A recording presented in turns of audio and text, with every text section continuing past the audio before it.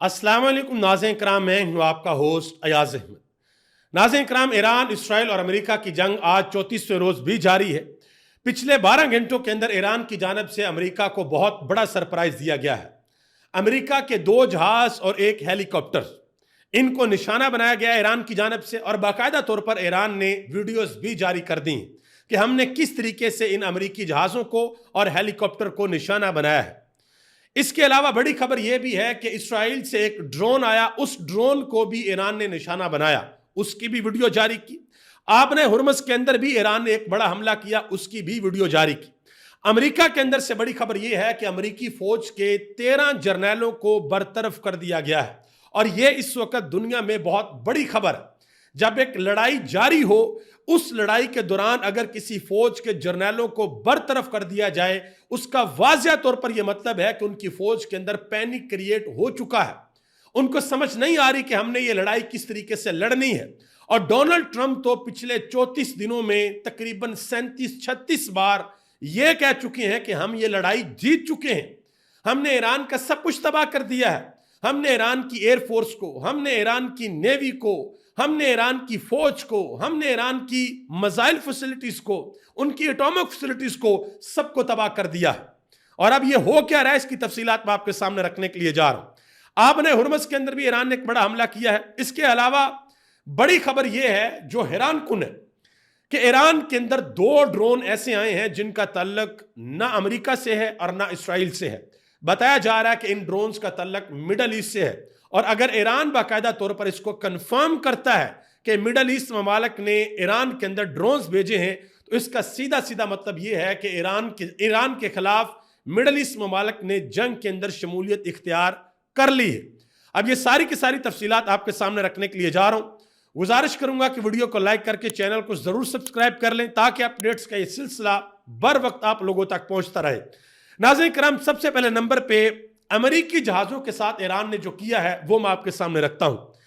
एक है अमेरिका का फाइटर जेट जिसका नाम है F-15, और एक अमेरिका का वो जहाज है जिसका नाम A-10 है। यह जहाज ग्राउंड के ऊपर जाकर बमबारी करता है। अगर आपने दुश्मन के टैंक को तबाह करना हो, आपको पता लगे कि फलां जगह पर दुश्मन की कोई बहुत बड़ी बिल्डिंग है, उसके अंदर कोई एमुनिशन पड़ी हुई है, मिसाइल्स का जखीरा है या कोई और चीज है, तो वहां इस जहाज से A-10 से जाकर आप बमबारी करते हैं। अब ये F-15 और A-10 जब ईरान के अंदर आए तो ईरान ने इन दोनों को निशाना बनाया, और इतलात है कि इन दोनों को ईरान ने तबाह कर दिया या इनको नुकसान पहुंचाया, और इन दोनों के पायलट्स ने एजेक्ट किया, यानी कि जहाज से बाहर निकल गए। और 2 पायलट्स में से एक के बारे में अमेरिका कह रहा है कि हमने उसको रेस्क्यू कर लिया है, और एक पायलट की तलाश अभी भी जारी है। ईरान के जो बड़े बड़े बिजनेसमैन हैं उन्होंने बाकायदा तौर पर ऐलान किया है, ईरानी अवाम को कहा है, ईरानी पुलिस को कहा है कि आप इनको पकड़ें, जो भी इनको पकड़ेगा उसको बड़ा इनाम दिया जाएगा। तो आप अंदाजा लगाएं, पिछले तकरीबन 34 दिनों में कई मरतबा अमेरिका ने यह क्लेम किया, डोनाल्ड ट्रंप ने यह क्लेम किया कि भाई हम ये जंग जीत चुके हैं। और शुरू ये हुए थे कि हमने ईरान के अंदर रजीम चेंज ऑपरेशन करना है, और अब ये पहुंच इस जगह के ऊपर गए हैं, कह रहे हैं जी हमारे जो पायलट्स हैं उनको ढूंढने में हमारी मदद करें। और ये सारी की सारी चीजें ईरान ने नहीं बताई, जो न्यूयॉर्क टाइम्स हैं उन्होंने बताई हैं कि F-15, A-10 और अमेरिकी हेलीकॉप्टर ब्लैक हॉक, जिसको समझा जाता है कि वो हेलीकॉप्टर्स का जिन्न है, उसको कोई नुकसान नहीं पहुंचा सकता। बहरहाल ईरान ने जो है वो ऐसा हाल इनका किया कि इनको लग इनको समझ गई है कि इनके साथ हो क्या रहा है, और बाकायदा तौर पर ईरान ने वीडियोस जारी कर दी हैं। A-10 की वीडियो भी ईरान ने जारी की है, हेलीकॉप्टर की वीडियो भी ईरान ने बाकायदा तौर पर जारी कर दी है। ये इस वक्त हालात वाकयात है। ईरान की असेंबली के जो स्पीकर हैं मोहम्मद बाकर, उन्होंने वाज़ेह तौर पर एक ट्वीट किया। उन्होंने कहा कि तकरीबन 37 मरतबा यह ऐलान किया गया अमेरिका की जानिब से कि हम ये जंग जीत चुके हैं, और अब अमेरिका इस जगह के ऊपर आ गया है कि क्या आप हमारे पायलट्स को फाइंड करने में हमारी मदद कर सकते हैं। यानी कि रजीम चेंज करने आए थे और अब अपने पायलट्स ढूंढ रहे हैं। ये अमेरिका के साथ ईरान के अंदर हो रहा है, और ये खबरें भी हैं, और ये खबरें ईरान की जानिब से कि डोनाल्ड ट्रंप की जानिब से यह कहा जा रहा है कि अब कम अज कम 48 घंटे के लिए जंग बंदी की जाए, क्योंकि जिस वक्त डोनाल्ड ट्रंप ने यह धमकी दी ईरान को कि हम आपको पत्थर के जमाने के अंदर धकेल देंगे, उसके बाद ईरान के जो हमले हैं उनमें तेजी आ चुकी है। अमेरिका ने ईरान के अंदर तेहरान में एक पुल है, बहुत बड़ा पुल है और बहुत इंपॉर्टेंट पुल है, उसको निशाना बनाया, उसको गिराया, जिसका वाज़िह तौर पर यह मतलब है कि इन्होंने जिस मिलिट्री टारगेट के ऊपर हमला करना था वो ये कर चुके हैं। और ईरान आगे से ये कह रहा है कि भाई आपको पता ही नहीं है कि हमारी मिलिट्री इंस्टॉलेशन है कहां पे हैं, आपको अंदाजा ही नहीं है कि हमारे पास ड्रोन्स कितने हैं, आपको ये पता ही नहीं है कि हमारे पास मिसाइल्स कितने हैं, हमने किस किस जगह पर अपने मिसाइलों का जखीरा बनाया हुआ। तो इसी वजह से अब इन्होंने सिविलियन इंफ्रास्ट्रक्चर को निशाना बनाना शुरू कर दिया है अमेरिका और इस्राइल ने।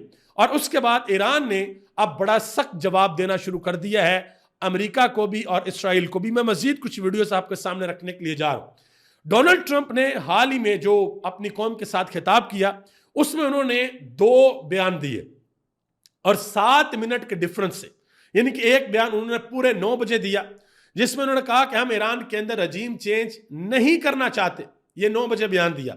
और 9:07 पे उन्होंने कहा कि हमारा मकसद ईरान में रजीम चेंज करना है। हमारे कहीं आम कहीं कोई बंदा बैठे ना, कोई यार दोस्त, कोई भी बेली, वो कभी कोई इस तरह की हरकत करे ना तो फौरन से सब दोस्त कहते हैं पागल हो गया, सठिया गया, दिमाग खराब हो गया इसका, पहले तो ये कह रहा था और अब ये कह रहा है। तो यही वो हालत जो है वो डोनाल्ड ट्रंप की हुई है।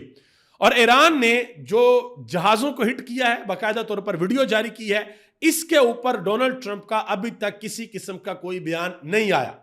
याद रहे कि तकरीबन 2 हफ्ते कबल कुवैत के अंदर अमेरिका के 3 जहाज हिट हुए थे और अमेरिका ने कहा था जी हमारा जो अपना वहां पर डिफेंस सिस्टम है उसने गलती से हमारे जहाजों को हिट कर दिया था।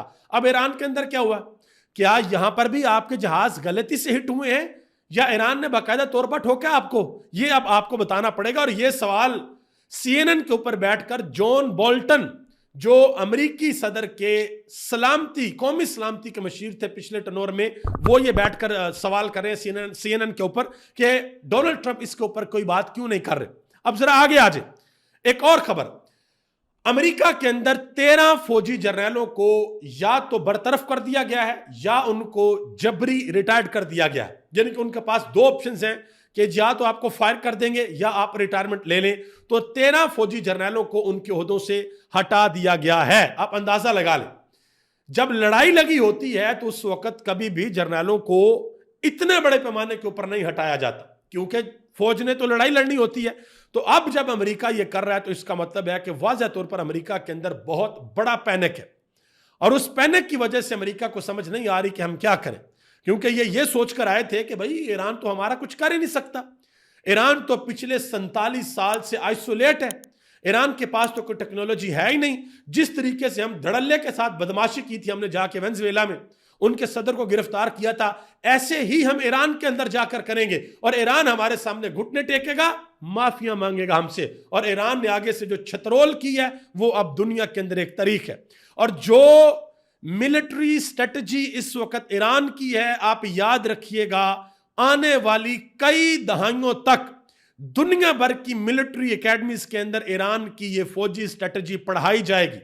यह बताया जाएगा कि वो मुल्क जो 47 साल से आइसोलेट था, जिसके ऊपर पाबंदियां थी, जब उस मुल्क के ऊपर दुनिया की सुपर पावर ने हमला किया तो उसने आगे से कैसे जवाब दिया, कैसे उस मुल्क ने रजिस्ट किया और मजबूर कर दिया अमेरिका को कि कभी अमेरिका पाकिस्तान के पास आ रहा है, कभी अमेरिका चाइना के तरले कर रहा है, कभी अमेरिका रशिया के तरले कर रहा है कि खुदा का वास्ता किसी तरीके से सीज फायर करवा दें, किसी तरीके से ईरानियों को इस बात के ऊपर मना लें कि वो हमारी शराइत के ऊपर आ जाए। लेकिन ईरानी अभी तक भी उनकी शराइत के ऊपर आने को तैयार नहीं है। उन्होंने वाज़ह तौर पर कह दिया कि पाकिस्तान के अंदर जो कुछ हुआ, तुर्की के, मिस्र के और सऊदी अरब के वज़ीर खारजा आए, ये इनका अपना फ्रेमवर्क है, हम इसके अंदर शामिल ही नहीं है। यह वाज़ह तौर पर ईरान ने कह दिया है। अब जरा आगे आ जाए, आपने हुर्मुज़ से एक वीडियो आई है, एक बहुत बड़ा ऑयल का टैंकर है, या तो गुजरने की उन्होंने कोशिश की है और या वो ऑयल टैंकर का तल्लक जो है वो अमेरिका और इसराइल के साथ है, उसके ऊपर ईरान ने हमला किया है और देखा जा सकता है कि आग जो है वो बहुत ज्यादा वहां पर लगी हुई है समंदर के अंदर। और वहीं पर ईरान ने एक और अमेरिकी साख्ता ड्रोन लोकास भी मार गिराने का ऐलान किया है। बाकायदा तौर पर उसकी भी वीडियो आ चुकी है। इसराइल का एक ड्रोन है जिसका नाम है हर्मज, बड़ा पावरफुल ड्रोन है, उस ड्रोन को भी ईरान ने मार गिराया है और बाकायदा तौर पर उसकी वीडियो भी जारी कर दी है। इसके अलावा ईरान ने कुवैत के अंदर एक अमेरिकी फौज का हेलीकॉप्टर है जिसका नाम है चनोक, उसको भी तबाह किया है। बाकायदा तौर पर उसकी भी वीडियोस और तस्वीर आ चुकी हैं। तो ये आप अंदाजा लगा लें कि ये मार जो है ये अमेरिका को ईरान की जानब से पड़ रही है। अब एक और खबर ये है कि 2 ड्रोन्स हैं जो ईरान के शहर शिराज के ऊपर हमला करने आए थे और इन दोनों ड्रोन्स का तल्लक ना इसराइल से है और ना अमेरिका से है। ये इतलात अभी तक कंफर्म नहीं हुआ। ये इतलात हैं कि ये जो ड्रोन्स हैं इनका तल्लक मिडल ईस्ट के ममालिक के साथ है और ईरानी वजारत खारजा के तर्जमान ने इसके ऊपर बाकायदा तौर पर ट्वीट किया है। अब अगर ये साबित हो जाता है कि ये सऊदी अरब ने भेजे हैं, यूएई ने भेजे हैं या कतर ने, कुवैत ने, जिसने भी भेजे हैं, तो फिर आगे से ईरान डायरेक्टली उनके ऊपर हमला कर सकता है। और अगर ये हमला हुआ तो फिर सऊदी अरब और दुबई को, यूएई को अंदाजा भी नहीं है कि इनके साथ क्या होगा। एक छोटी सी मिसाल मैं आपके सामने रखता हूं। अमेरिका के अंदर उनके एक मशहूर साफी हैं टक्कर कार्लसन, उन्होंने बाकायदा तौर पर एक स्टेटमेंट दी है। उन्होंने कहा जी ईरान जंग अमेरिकी बादशाहत का खात्मा कर रही है, अमेरिकी बादशाहत अब खत्म हो रही है। बादशाहत तो सिर्फ अल्लाह रब्बुल आलमीन को ज़ेब देती है, बादशाह तो वो है। और ये जंग लगी हुई ना इस जमाने की, आप पिछले जमानों की लड़ाइयां निकाल कर देखें, सिर्फ एक जगह पर नुकसान हुआ है मुसलमानों को, जहां पर इनके अंदर गद्दारी हुई है, जहां पर ये आपस में लड़े हैं। वरना जब भी ये आमने सामने आए हैं तो उस वक्त जो शिकस्त है वो आगे हुई, यानी कि मुसलमानों का जो पल्ला है वो भारी रहा है। सिर्फ उस जगह पर मुसलमानों को शिकस्त हुई है जहां पर अंदर से गद्दार मिले हैं और अंदर से मिलकर जो है नुकसान पहुंचाया गया। आगे आ जाए जी, एक और वीडियो है, किसी ने गाड़ी के अंदर बैठकर बाकायदा तौर पर यह वीडियो बनाई हुई है, जो दुबई का मरीना वाला इलाका है, जो दूसरी साइड है जहां पर हर वक्त बड़ा रश लगा रहता था, वहां की वीडियोस बनाई गई हैं और बाकायदा तौर पर बताया गया कि भाई यहां पर वीरान और सुनसान है। दुबई इस वक्त सुनसान है। जो चहल पहल होती थी, लोगों का रश होता था, पूरी दुनिया से फॉरेनर्स वहां पर आते थे, वो हालात वाकयात अब दुबई के नहीं है। अब वहां पर डर और खौफ है और बिलियंस ऑफ डॉलर वहां के इन्वेस्टर ने निकाल लिए हैं, क्योंकि लोगों का एतमाद अब दुबई की मार्केट के ऊपर नहीं रहा।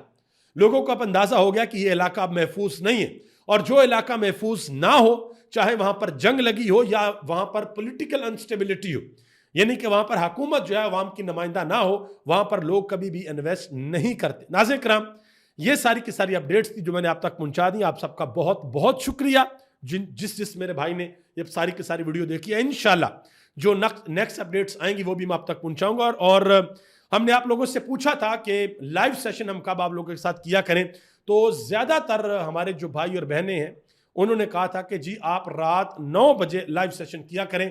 तो इंशाल्लाह रात 9 बजे हमारा लाइव सेशन हुआ करेगा। आप सबसे गुजारिश है कि उसमें पार्टिसिपेट किया करें। उसमें रियल टाइम जो कुछ चल रहा होता है वो हम आपके सामने प्रेजेंट करते हैं। अभी तक इतना ही। आप सबका बहुत बहुत शुक्रिया। इस दुआ के साथ मुझे आप इजाज़त दें कि अल्लाह ताला पाकिस्तान की खैर फरमाए, आलम इस्लाम की खैर फरमाए और खुसूसी तौर पर ईरान को अपनी दुआओं में याद रखें। आप सबका बहुत बहुत शुक्रिया।